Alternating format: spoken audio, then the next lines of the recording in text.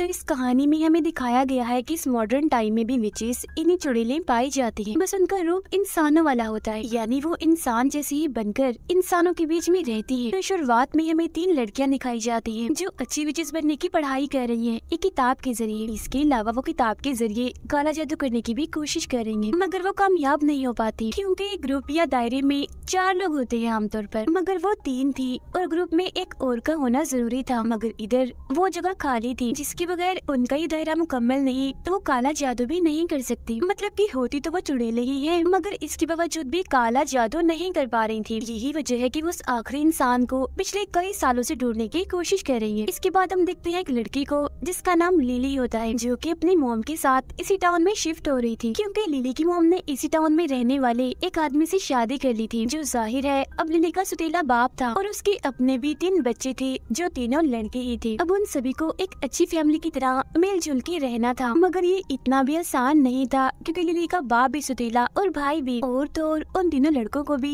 Lily और उसकी mom का यहाँ आना अच्छा नहीं लग रहा था। अब रात के वक्त लिली के कमरे में उसकी मॉम आती है और कहती है कि बेटा तुम कल से स्कूल चली जाओ क्योंकि जाना ही तुम्हारे लिए बेहतर है। जिस पर लिली कहती है मॉम अभी तो हम यहाँ आए हैं तो इतने जल्दी स्कूल, और नए स्कूल में क्या मैं इतने जल्दी दोस्त बना पाऊंगी? जिस पर उसकी मॉम कहती है हाँ क्यों नहीं मेरी बेटी, तुम तो सबसे खास हो और तुम्हारा अलग होना ही तुम्हारी खूबी है, तो तुम्हें कोई भी फिक्र नहीं करनी, बस खुश रहो। अब अगली सुबह लिली अपनी मॉम की बात मानकर स्कूल चली ही जाती है। मगर आज स्कूल में उसका पहला दिन था तो वो थोड़ी सी परेशान लग रही थी। उसका मूड खराब था ही कि तभी उसका खून निकलने लगता है और जब एक लड़का टीमी ये देखता है तो उसका मजाक बनाने लगता है। तब इस बात से शर्मिंदा होकर लिली वॉशरूम में आ जाती है जहाँ वो काफी रो रही थी। जहाँ फिर तभी उसकी मदद करने के लिए वही शुरुआत वाली 3 लड़कियाँ आती हैं जो काला जादू करने की कोशिश कर रही थी। वो दरअसल लिली की क्लास में पढ़ती थी। वो उसे संभालती है, उसकी मदद करती है, जहाँ अब उनकी दोस्ती हो जाती है। जिसके बाद वो चारों एक साथ खाना खाने के लिए जाने लगती है। मगर रास्ते में लिली की तबीयत खराब होने लगती है। तब दर्द बर्दाश्त करने के लिए वो अपने गले में पहने लॉकेट को जोर से पकड़ लेती है। उन तीनों में से एक लड़की देखती है कि इस लॉकेट पर तो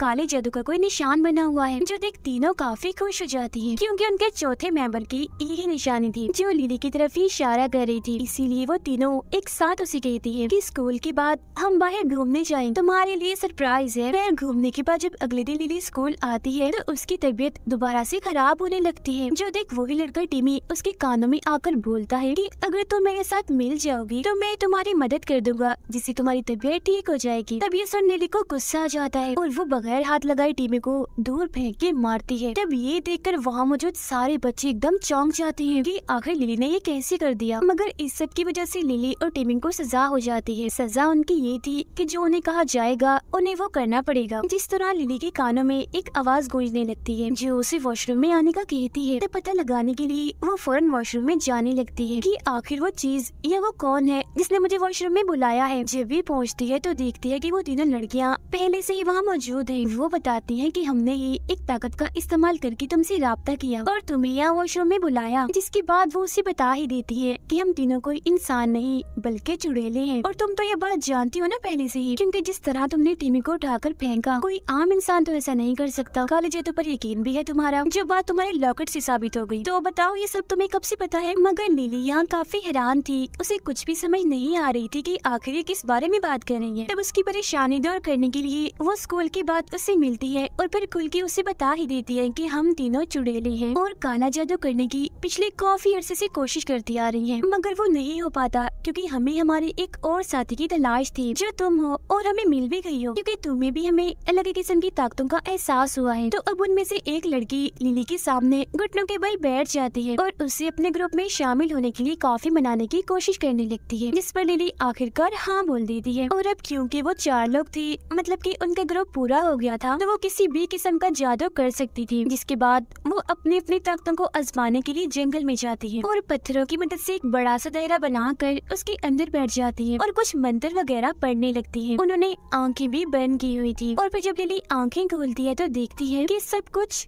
रुक गया है, मतलब कि टाइम थम गया है, जिसका मतलब साफ था कि उनके पास सच में अनोखी ताकतें हैं, जिससे वो काफी खुश हो जाती है। फिर वो अपनी किताब में लिखे बहुत सारे काले जादू करने की भी कोशिश करती है, जो कुछ हद तक काम भी करते हैं। जिसके बाद वो सोचती है कि क्यों ना हम अपने जादू को किसी इंसान पर करें, हमें ये पता चल जाएगा कि ये किसी इंसान पर भी काम करता है या नहीं। तब उनके दिमाग में फौरन टिमी आता है, मतलब कि वो एक बुरा लड़का, कि क्यों ना हम उसे सबक सिखाएं। जिसके बाद उस लड़के के घर जाती है और चुपके से अंदर घुस जाती है। इस वक्त घर खाली था, मतलब कि घर पर कोई भी नहीं था। तो वो सीधा टिमी के कमरे में जाती है और टिमी से जुड़ा हुआ सामान ढूंढने लगती है, मतलब कि उसका बाल, नाखून या उसकी इस्तेमाल की हुई कोई चीज। तब उन्हें वहाँ उसकी इस्तेमाल की हुई एक चीज मिल भी जाती है, तो वो उसे इस्तेमाल करने का सोचती है। वो उसे एक बोतल में डालकर उसमें पानी भरती है और फिर उस पर अपना जादू कर ही देती है। जिसके बाद उस पानी को उसके बेड के आसपास और सिराने पर डाल देती है, क्योंकि उनका मानना था कि अगर हमारे जादू ने काम किया तो अगले ही दिन से टिमी का बर्ताव बिल्कुल बदल जाएगा। मतलब जहाँ अब वो एक बदतमीज लड़का है, वो एक अच्छा इंसान, सबका भला चाहने वाला इंसान बन जाएगा। तभी इसी बीच उन्हें घर में किसी के आने की आवाज सुनाई देती है, जो और कोई नहीं बल्कि टिमी था। इसलिए वो चारों जल्दी से खिड़की से बाहर भाग जाती है। अब अगले दिन क्लास में एक लड़का अजीब सी हरकतें कर रहा था, जिससे वो डरावनी सी आवाजें निकाल रहा था, जो देखकर टिमी उसे ऐसा करने से मना करता है कि क्या तुम ऐसी अजीब आवाजें निकाल रहे हो, दूसरों का ख्याल करो, इससे सबको परेशानी हो रही है। जो देखकर चारों लड़कियां हैरान तो थी ही मगर खुश भी थी कि आखिरकार हमारा जादू काम कर गया, यानी कि टिमी बुरे से एक अच्छा लड़का बन गया। और फिर इसी दिन टिमी लिली से अपने बर्ताव की माफी भी मांगता है कि आई एम सो सॉरी, मैंने तुम्हें बहुत परेशान किया, मैं शर्मिंदा हूँ काफी। और हमारे घर में एक पार्टी होने वाली है, मुझे उम्मीद है तुम सब उसमें लाजमी आओगे। जी हाँ, फिर रात में वो चारों जैसे उस पार्टी में पहुँचती है तो वहाँ आई लड़कियाँ उनका मजाक बनाने लगती हैं, जो देखकर लिली का मूड खराब हो जाता है। इसीलिए वो वॉशरूम में चली जाती है, जहाँ तभी टिमी आता है और उसे समझाता है कि वो बहुत बदतमीज लड़कियाँ हैं, तुम उनकी बातों पर ध्यान ना दो, ठीक है, और पार्टी एंजॉय करो। जिसके बाद वो दोनों भी पार्टी में आकर डांस करने लगती है। टिमी जब लिली का लॉकेट देखता है तो बताता है कि मेरी मॉम ने भी मरने से पहले मुझे एक लॉकेट दिया था। और एक हैरानी वाली बात बताऊं, मेरी मॉम के मरने के बाद मैं अभी भी उनसे राब्ते में हूँ। एक बोर्ड के जरिए मैं उनसे बात करता हूँ, वो बोर्ड काले जादू के लिए इस्तेमाल किया जाता है। और फिर अगले दिन टिमी भी उनके ग्रुप में शामिल हो जाता है, क्योंकि सच में वो बदल गया था और वो सब अच्छे दोस्त बन गए थे। अब लिली सबको अपने घर बुलाती है एक प्रोजेक्ट पर काम करने के लिए। फिर जब ये सारे लोग लिली के घर पर थे तो तभी वहाँ लिली का सुतेला भाई आता है और जैसे ही वो टिमी को देखता है उसे काफी गुस्सा आ गया था, इसीलिए वो यहाँ से चला जाता है। जिसके बाद ये पांचों भी लिली के कमरे में चले जाते हैं, जहाँ ये लोग एक गेम खेल रहे थे, जिसमें इनको आज अपने अपने सच और राज सबको बताने थे। जहाँ सब बारी बारी अपने खुफिया राज बताने लगते हैं। और जब बारी आती है टिमी की तो वो बताता है कि मैं एक अच्छा लड़का नहीं था, मैंने बहुत सारे लोगों के साथ गलत किया, मैंने लिली के सुतेली भाई के साथ भी काफी बुरा बर्ताव किया, मैंने उसका दिल दुखाया, वो मेरा बहुत अच्छा दोस्त था, मगर जब से मैंने उसके साथ ऐसा किया वो मेरे साथ बात तक नहीं करता, मेरी तरफ देखता भी नहीं, जो बताते ही वो रोने लगता है। अब हालांकि टिमी ये सब बताना तो नहीं चाहता था, मगर गेम के और उनके जादू के मुताबिक वो झूठ भी नहीं बोल सकता था, उसे सच बताना ही था। जहाँ सारी लड़कियाँ उसे इतना दुखी देखकर संभालती है। इसी बीच नीचे से एडम यानी लिली के सुतेले बाप की आवाज आने लगती है, जो देखकर वो अपने सभी दोस्तों को वहाँ से भेजकर नीचे खाना खाने के लिए आ जाती है। खाना खाने के बाद जब लिली अपने कमरे में आती है तो देखती है कि टिमी अपनी जैकेट यही भूल गया है, जिसे उठाकर वो खुशी से सूंघने लगती है, क्योंकि अब कहीं न कहीं वो टिमी को पसंद करने लगी थी। इसीलिए वो उसकी जैकेट पर प्यार वाला जादू करती है और पक्का करने के लिए जैकेट को अपने पास रखकर आंखें बंद कर लेती है। अब तभी टिमी अपने जैकेट ढूंढते हुए यहाँ आ जाता है, जिसे अचानक से अपने घर पाकर वो काफी हैरान रह गई थी। कहती है किस जैकेट की बात कर रहे हो तुम, यहाँ तो कोई जैकेट नहीं है। वो दोनों भी बात कर ही रही थी कि तभी लिली को अपने डैड की आवाज आ जाती है, इसीलिए टिमी को यहाँ से जाना पड़ता है। अब अगले दिन क्लास में टीचर सभी को बताती है कि एक दुखी और बुरी खबर है, हमारे एक स्टूडेंट टिमी ने अपनी जान ले ली है। जो सुनकर लिली की एकदम होश उड़ जाती है, वो काफी चौंक जाती है कि रात को तो हम साथ ही थे, मगर फिर एकदम से वो काफी जज्बाती और दुखी हो गई थी। इसीलिए वॉशरूम में चली जाती है, जहाँ उसकी वो दोस्तें यानी चुड़ैलें पहले से ही मौजूद थी। उन्हें भी टिमी की मौत का बहुत दुख था, इसीलिए वो भी रो रही होती है। साथ ही उन्हें ये भी लग रहा था कि हो ना हो हमारे उस पर जादू करने की वजह से उसकी मौत हुई, और ये भी हो सकता है कि कल रात जो राज उसने बताया उसके बाद शर्मिंदगी से उसने अपनी जान ली हो। पर लिली बताती है कि नहीं, सब मेरी वजह से हुआ, कल रात मैंने उस पर प्यार का जादू किया था और उसे पक्का भी कर दिया था। जिस उनमें से एक कहती है, ये तुमने क्या कर दिया लिली, तुमने टिमी के साथ तो गलत किया ही किया, साथ ही हमारे साथ भी अपना वादा तोड़ दिया। हमने क्या फैसला किया था कि जब तक टिमी पर एक जादू का असर है हम उस पर दूसरा कोई भी जादू नहीं करेंगे, मगर तुमने सब गड़बड़ कर दी। जिसके बाद वो लिली की इस हरकत पर उससे नाराज हो जाती है। अब अगले सीन में लिली जब अपने कमरे में थी तो उसे अपने डैड एडम की आवाज आती है जो किसी से बात कर रहा था। चेक करने जब वो नीचे आती है तो देखती है कि एडम अपने बेटे को समझा रहा होता है कि जो तुम्हारे साथ टीमी ने किया उसे भूल जाओ, दिल बड़ा करो, तुम बहादुर हो, डरपोक और बुजुर्ग तो तुम्हारा दोस्त टीमी था जिसने अपनी जान ले ली। अब ये सब सुनने के बाद लिली जैसे कमरे की तरफ जा रही होती है तो तभी अचानक उसके सामने एडम आ जाता है और उसे वो दीवार पर लगी घड़ियां और पुरानी चीजों के बारे में बताने लगता है, जिससे उसे फौरन अजीबोगरीब चीजें दिखना शुरू हो जाती हैं, जो सब किसी काले जादू की तरफ इशारा कर रही थी। वो चीजें थी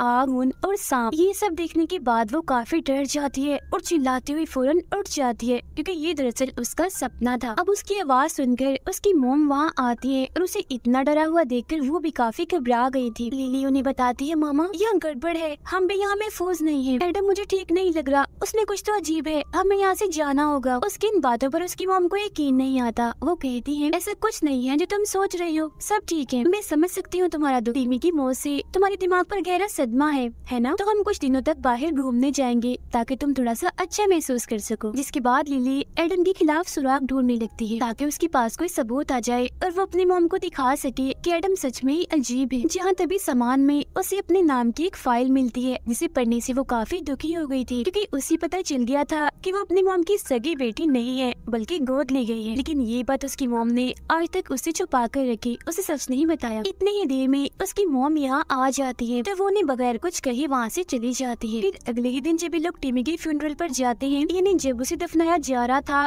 तो वहाँ सब लोग आए हुए थे। उधर लिली अपने उन चुड़ैल दोस्तों से बात करने की कोशिश करती है मगर वो उसकी बात का जवाब नहीं देती क्योंकि अभी तक वो उससे नाराज थी, जो बात लिली को अच्छी नहीं लगती, इसलिए वो यहाँ से जाने लगती है। उसकी मॉम उसके पास जाकर जैसे उसे रोकने की कोशिश करती है तो वो अपना हाथ आगे कर देती है जिससे उसकी मॉम दूर जाके गिरती है। अब यहाँ उन तीनों लड़कियों को अपनी गलती का एहसास हो जाता है कि हम लिली के साथ अच्छा नहीं कर रहे, क्योंकि अगर गलत उसने किया है तो हमने कौन सा अच्छा किया, हमने भी तो टीमी से बदला लेने के लिए उस पर जादू किया ही था। जिसके बाद ही वो तीनों अब जादू ना करने की कसम खाती है। उधर लिली की मॉम ने भी उसकी यहाँ से जाने वाली बात मान ली थी। वो अपना और लिली का सामान पैक करके गाड़ी में रख रही थी, जहाँ पर तभी लिली आती है। उसकी मॉम कहती है कि मुझे पता है तुम सच जान गई हो, मतलब कि तुम मेरी सगी बेटी नहीं हो और हो सके तो मुझे माफ कर देना बेटा, मैंने आज तक तुमसे ये बात छुपा के रखी। दरअसल मुझे डर लगता था कहीं तुम्हारे साथ कुछ गलत ना हो जाए, और अगर तुम्हारे साथ गलत हुआ तो मेरे साथ भी हो जाएगा। यही वजह है कि मैं तुम्हें हमेशा कहती थी कि तुम्हारा अलग होना ही बेहतर है, क्योंकि जब तुम अलग होगी तो गलत सिर्फ तुम्हारे साथ ही होगा। ये सुनकर लिली कहती है, सच में सगी माँ सगी ही होती है, तुम मेरी माँ कभी बन ही नहीं सकती, क्योंकि एक सगी माँ